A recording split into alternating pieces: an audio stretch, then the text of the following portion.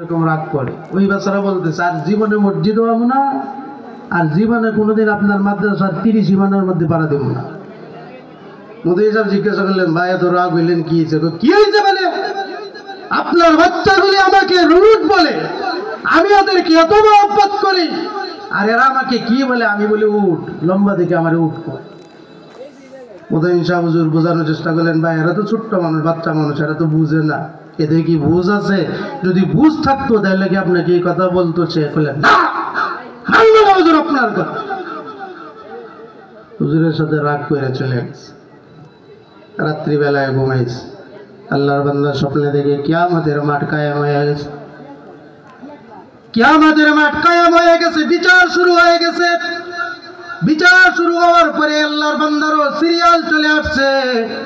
Serial চলে আসার পরে আল্লাহ পাক তার জন্য জাহান্নামের ফয়সালা করে দিয়েছেন। মিজানের পাল্লা, নেকের পাল্লা হালকা হয়ে গেছে, আর তার গুনাহের পাল্লা ভারী হয়ে গেছে। জাহান্নামের ফয়সালা হয়ে গেছে। জাহান্নামের ফয়সালা হয়ে যাওয়ার পরে জাহান্নামের ফেরেশতারা তাকে জাহান্নামের দিকে নিয়ে রওনা হয়েছে। হাত ধরে জাহান্নামের ফেরেশতারা জাহান্নামের দিকে রওনা হয়েছে। যেই মাত্র জাহান্নামের দিকে রওনা হয়েছে, কিছু দূর আসার পরেই মনে করেন আপনাদের এই রুদ্রপাড়া মাদ্রাসার গেটের সামনে আসছে। পরে মাদ্রাসার ছাত্ররা দিকে লুকিয়ে দেবে, জাহান্নামের ফেরেশতারা ধরে নিয়ে যাইতেছে। ছোট ছোট বাচ্চাগুলি দৌড়ায় গেছে। দৌড়ায় গিয়া ফেরেশতাদেরকে জিজ্ঞাসা করতেছে, তোমরা তো জাহান্নামের ফেরেশতা, আমাদের এই নানা ভাইকে তোমরা কই নিয়ে যাইতেছ? ফেরেশতারা ডাক দিয়া বলে, তোমাদের এই নানা ভাইয়ের জাহান্নামের ফয়সালা হয়ে গেছে। নেকের পাল্লা হালকা হয়ে গেছে, গুনাহের পাল্লা ভারী হয়ে গেছে, তার জন্য জাহান্নামের ফয়সালা হয়ে গেছে। এই জন্য আমরা তাকে জাহান্নামে নিয়ে যাইতেছি। এবার মাদ্রাসার ছোট্ট ছোট্ট বাচ্চারা সকলেই ফেরেশতাদের সামনে দাঁড়ায় বলছে, না 2 মিনিট, বলছে না, আমাদের এই নানা ভাইকে জাহান্নামে নিয়ে যেতে দেব না। নানা ভাইয়ের সামনে দাঁড়াইছে সকলে হাত দিয়া, আমাদের এই নানা ভাইকে জাহান্নামে নিয়ে যেতে দেব না, তোমরা নিতে পারবা না। এবার আল্লাহ বান্দা বলে, আমি স্বপ্নে দেখতে লাগলাম মাদ্রাসার এই ছাত্ররা আর জাহান্নামের ফেরেশতারা ধাক্কা ধাক্কি লাগছে। এই যখন অবস্থা, জাহান্নামের ফেরেশতারা মাদ্রাসার ছাত্রদেরকে নিতে পারে না, জাহান্নামের ফেরেশতাদেরকে মাদ্রাসার ছাত্ররাও নিয়ে যেতে দেবে না। এবার জাহান্নামের ফেরেশতারা আল্লাহর কাছে বললেন, আল্লাহ তোমার এই বান্দার জাহান্নামের ফয়সালা হয়ে গেছে, আমরা জাহান্নামে নিয়ে যেতেছি, কিন্তু এই সমস্ত ছোট ছোট বাচ্চাগুলি তাকে জাহান্নামে নিয়ে যেতে দিতেছে না।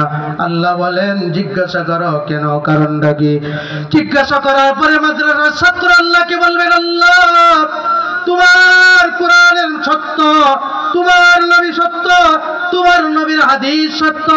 আল্লাহ রাসূল বলেছেন, যারা ইলম শিক্ষা করার জন্য নিজের পায়ের মধ্যে ধুলা বালু মাখাইবে, আল্লাহ সেই 2টা পায়ের জন্য জাহান্নামের আগুনকে আরাম করে দেওয়া হবে।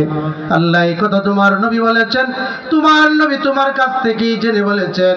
যদি আল্লাহ তাই না হয়, তাহলে হয়তো তুমি মিথ্যা, তোমার নবী মিথ্যা, অথবা তোমার কোরআন যদি সত্য, তোমার নবী যদি সত্য হয়ে থাকে, আমাদের এই নানা ভাইকে জাহান্নামে দিতে পারবা না, কেননা উনি ইলম শিক্ষার জন্য আমাদেরকে সহযোগিতা করেছে। আল্লাহ রাব্বুল আলামিনকে এই কথা বলার পরে আল্লাহ রাব্বুল আলামিন বললেন, হ্যাঁ আমার নবীর কথা সত্য, আসমান জমিন সব মিথ্যা হইতে পারে, আমার নবীর কথা কোনোদিন মিথ্যা হইতে পারে না।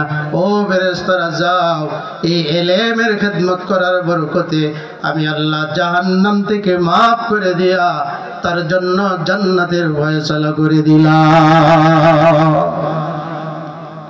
এই মাদ্রাসার ছাত্ররা কিয়ামতের আপনার বাড়িটা খায়, আপনার যাকাতের টাকা খায়, আপনার দান করে, এগুলি নিয়ে যে ওরা পড়াশোনা করে এখানে থাকে, এই ছাত্ররা কিয়ামতের ময়দানে আপনার নাজাতের জরিয়া হবে। আমিনী রহমতুল্লাহ আলাইহি ঘটনা বলতেন আর আবেগ আপ্লুত হইয়া যাইতেন, কান্না শুরু করে দিতেন। সুতরাং আসুন আমরাও এই মাদ্রাসার খিদমতের জন্য নিজেরা তৈয়ার থাকি, মৃত্যু পর্যন্ত আল্লাহ যেন আমাদেরকে দ্বীনের খাদিম হিসেবে কবুল করেন। আসসালামু আলাইকুম ওয়া রাহমাতুল্লাহ।